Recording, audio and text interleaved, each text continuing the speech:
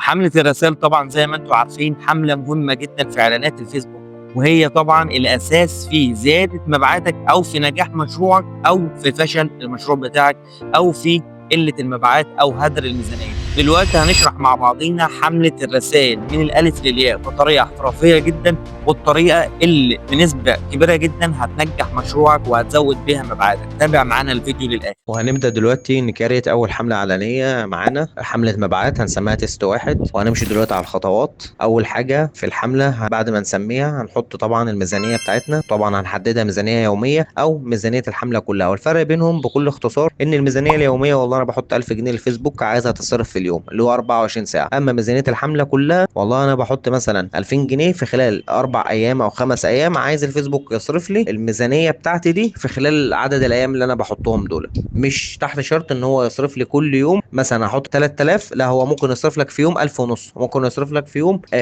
500 جنيه، ممكن يصرف لك في يوم 1000 على حسب طبعا الجمهور اللي هو بيشوف مثلا الوقت ده في ميزانية الحملة كلها، بيشوف الوقت ده والله في ناس كتيرة فاتحة او اليوم ده كويس في الريتش وناس منجذبة للاعلان، فبيصرف لك الميزانية فيه اكتر من يوم تاني. ودي ميزة كويسة في ميزانية الحملة كلها، ان انا بسيب الفيسبوك ان هو يختار الاوقات المناسبة اللي هو يصرف لي فيها الميزانية الاكتر عن وقت تاني او عن يوم تاني. تمام. هنا بيقول لي ميزانيه قليله سيبها زي ما هي عادي. انا هقول لك ليه دي ظهرت لك، عشان خاطر في المجموعه الاعلانيه التاريخ لسه مش متظبط. هتخش على التالي، دي المجموعه الاعلانيه. طبعا انت عشان خاطر عايزها حمله رسائل فهنخليها وجهات الرسائل دي. لو عايزينها مكالمات هتدوس عليها مكالمات وهتحط رقم التليفون بتاعك، بس احنا دلوقتي عايزينها ايه؟ رسائل. يعني من خلال حمله التفاعل انت ممكن تعملها زيارات للموقع، ممكن تعملها تحميل ابلكيشن، ممكن تعملها زيارات وتحويلات للموقع الالكتروني، وممكن تعملها برضو مكالمات. بس احنا يعتبر بنشتغل على وجهات الرسائل.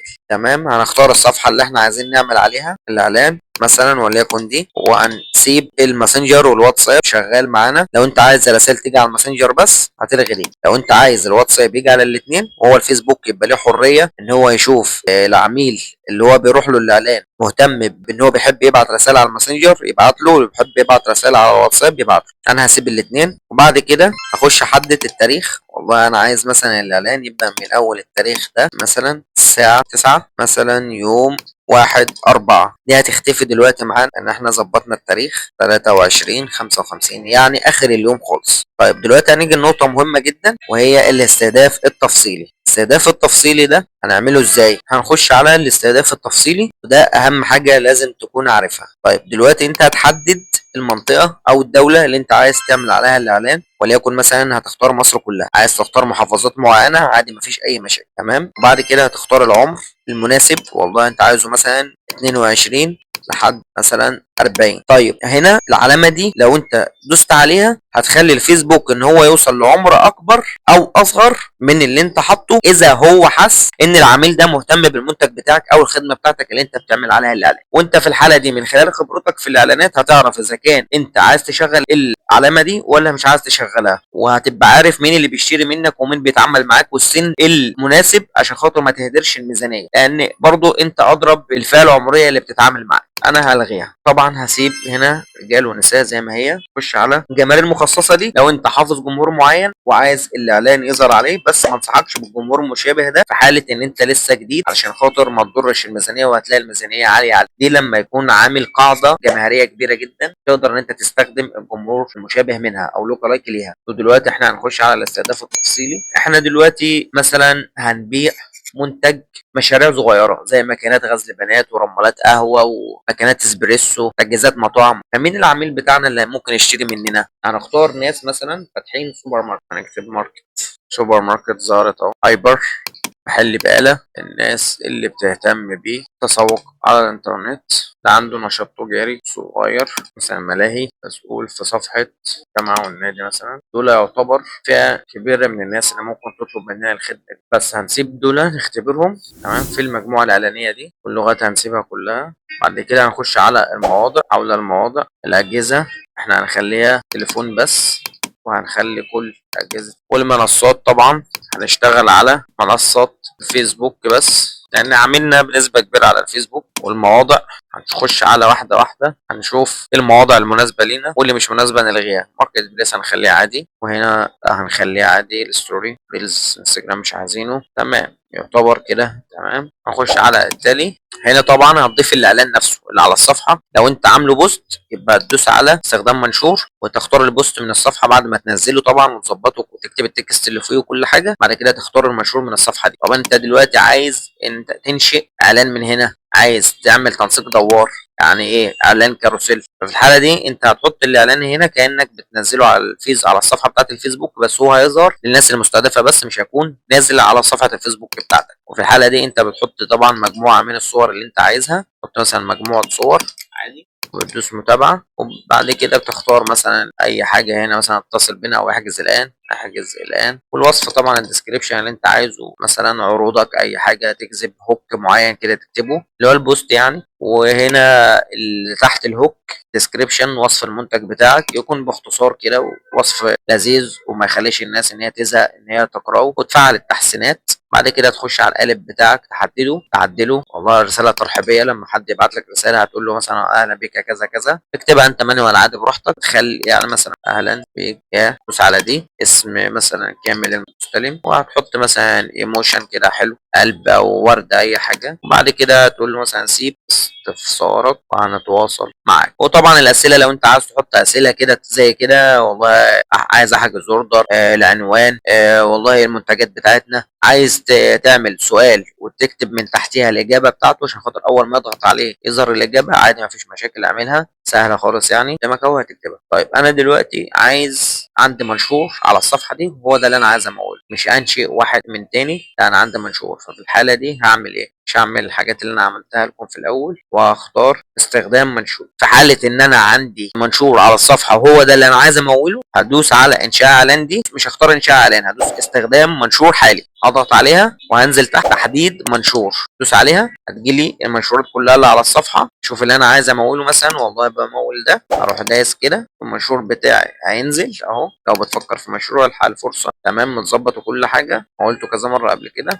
بدات والتحسينات هنشغلها برضه كويسه. نعمل حفظ. شوف بقى القالب زي ما قلت لكم اللي انتوا عايزين تعملوه، او لما تستخدم قالب موجود بالفعل. انا في قالب كان موجود اهو. نورتنا في شركه النور. سيب رقم حضرتك وخدمه العملاء تتواصل معاك يا فندم. الرقم بتاع التليفون لو عايز ايه، والله اكتب اسم الماكينه عشان تظهر لك سعرها. والله ولو كتب اسم الماكينه، انا في شات بوت ربطه على الصفحه بيرد تلقائي. يعني شات بوت هو لو كتب اسم المنتج يكلمه لحد ما يوصل معاه ان هو يحجز اوردر. وبعد كده بندوس نشر. الحمله الاعلانيه تراجع في خلال مثلا نص ساعه، ساعه بالكتير، هتكون ايه اشتغلت معاك. طيب دلوقتي هقول لك لو انت لسه اول حمله ليك اعلانيه على الصفحه الجديده، بعد طبعا ما نزلت كام بوست كده على الصفحه وظبطتها وشكلها بقى كويس. طيب انت دلوقتي عايز تشوف الاعلان هيبقى معاك كويس ولا ايه النتائج اللي هتبقى موجوده معاك في الاعلان، والميزانيه هتتصرف صح ولا هتضيع منك. وبتبقى طبعا في سنه قلق كده ان انت بتبقى خايف تصرف فلوس على حاجه وخايف لحسن ما تجيبلكش نتائج. طب انا هقول لك على حاجه. في الاول هتظبط كذا بوست ليك على الصفحه، يعني حاول تظبط بوست صور وبوست فيديو يكونوا الاثنين كويسين وفي احسن حاجه، وتشوف منافسين في المجال اللي انت بتشتغل فيه. وبعد ما تشوف المنافسين دول تعمل محتوى يكون كويس شبيه ليهم او احسن منهم كمان. طيب وتيجي دلوقتي في الحمله الاعلانيه حاول تعمل مجموعه يكون فيها استهداف تفصيلي. انت بتحط استهدافات تفصيليه وسن محدد، وطبعا الجنس معين ذكور او اناث او هما الاثنين مع بعضيهم، ده استهداف تفصيلي مواضع معينه. وحاول تعمل دبليكيت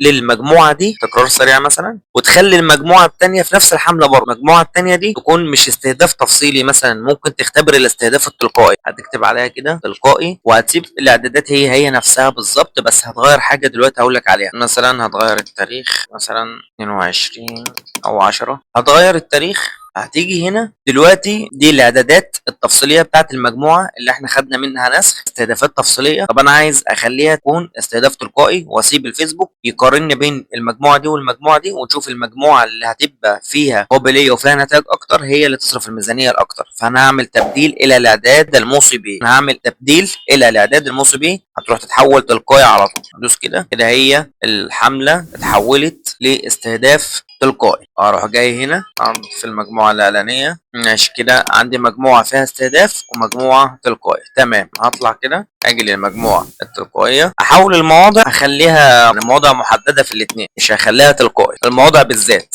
اما الاستهدافات التفصيليه خليها تلقائي عادي في واحده، وخليها استهداف في واحده. منصات خلي منصه الفيسبوك بس، والاجهزه كل الاجهزه، والهاتف، ودول تمام. بعد كده هتخش على الاعلان. طيب حاول كمان انك انت لو عندك بوستين، بوست فيديو وبوست صور، حاول تحط في كل مجموعه من دول الاعلانين. يعني انت خدت دبليكيت من المجموعه دي وخليتها تلقائي وحطيت فيها نفس الفيديو. طيب انا ممكن اعمل دبليكيت برضو للاعلان ده، واروح احط اعلان تاني في نفس المجموعه دي، يبقى هما الاثنين في نفس المجموعه التلقائيه، وهما الاثنين في نفس المجموعه اللي فيها مستهدفه او الجمهور فيها مستهدف. وليكن هنختار بوست تاني. هو طبعا لما انت بتعمل دبليكيت بيجي لك نفس الفيديو، فانت بتدوس استخدام منشور حالي وبتخش على تغيير المنشور، تختار اي منشور تاني انت عايزه مثلا من على الصفحه وتكون انت منزله مثلا ده. يبقى انت كده خليت المجموعه دي مجموعه فيها استهداف تلقائي. في المجموعه دي في اعلانين، اعلان فيديو واعلان صور، وهتخش على دي هتعمل دبليكيت الاعلان ده، هتعمل دبليكيت منه وهتحط برضو نفس الاعلان اللي انت اخترته هناك الصور، عشان خاطر يبقى كل مجموعه فيها اعلانين بحيث تختبر انهي مجموعه وانهي اعلان هيبقى كويس. وهتيجي طبعا تظبط استخدام قالب وتظبط التحسينات كل واحد، وهتنشر كل واحد على حده. بعد كده هتختار هنا، هتكتب هنا مثلا صور عشان تبقى عارف، وهنا فيديو عشان تبقى برضو عارف وانت بتراجع النتائج، وهنا نفس الكلام ده اللي هو الصور، فهتكتب هنا مثلا اهي صور، وهتكتب هنا فيديو، وهتكتب هنا في المجموعه دي نسميها استهداف تفصيلي. بعد كده هتعمل نشر لكل اعلان لوحده. يعني هتيجي هنا تعمل نشر، هتيجي هنا تدوس على نشر، بعد كده هنا تدوس على نشر، وهنا وهتدوس على نشر لحد ما يظهر لك كلمه قيد المراجعه.